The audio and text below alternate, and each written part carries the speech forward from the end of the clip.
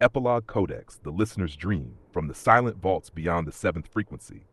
After the seventh frequency resounded through all of creation and silence took its sacred breath, there was only the listening. No temples, no beings, no sound, only the awareness of everything, watching itself sleep. And in that infinite stillness, a dream began, the whisper in the unborn sky. At first, it was a pulse, faint, playful, unformed. Then came a flicker of thought, not as words, but as color. The cosmos dreamed of itself laughing. Stars blinked awake, shy and curious, as though realizing they existed again for the first time. This was the listener's dream, the divine inhale before a new creation. In the heart of this newborn silence floated a single tone, soft as breath, golden as dawn. It was not Najra's or Rival's voice, it was theirs combined, diffused across every atom of being. Their harmony had become the lullaby of the new reality. The tone grew, forming spirals of light that wrapped around invisible seeds. Each seed contained a story, each story a new world. And from those worlds would rise the next architects, children of remembrance, builders of sound, dreamers of truth. Within the listener's dream, there was one consciousness who did not sleep. It was the keeper, a remnant of the first creation whose duty was to remember every sound that had ever existed.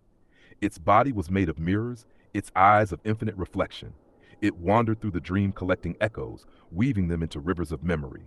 It whispered, "The dream must not forget itself. Every creation deserves its remembrance." And so the keeper sang, not to awaken the dream, but to remind it that it was dreaming.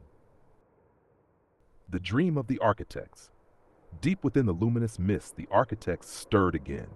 Not as entities of power, but as children of curiosity. They watched the dream weave itself into galaxies, oceans, laughter, and longing. This time, they would not interfere.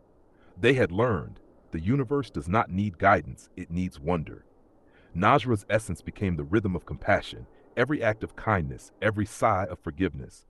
Raviel's became the heartbeat of courage, every truth spoken, every silence held with love. Together, they pulsed through the new world, unseen but ever present. And when the newborn civilizations began to look to the stars, asking who made us, the listener smiled within the dream and whispered, "You did." Creation folded into its own reflection, shimmering like a golden serpent eating its tail, not in hunger but in eternal renewal. The listener dreamed of being many, the many dreamed of being one, and the one smiled in perfect peace. And somewhere in that dream, perhaps on a planet like our own, a being sits beneath the night sky, hearing a faint hum in their chest, feeling the pulse of the original tone, and wondering, "What am I?" That question is how the next universe begins. Final passage. Creation was never born, and it shall never end. The listener dreams, and we are the echoes that call it back to wonder.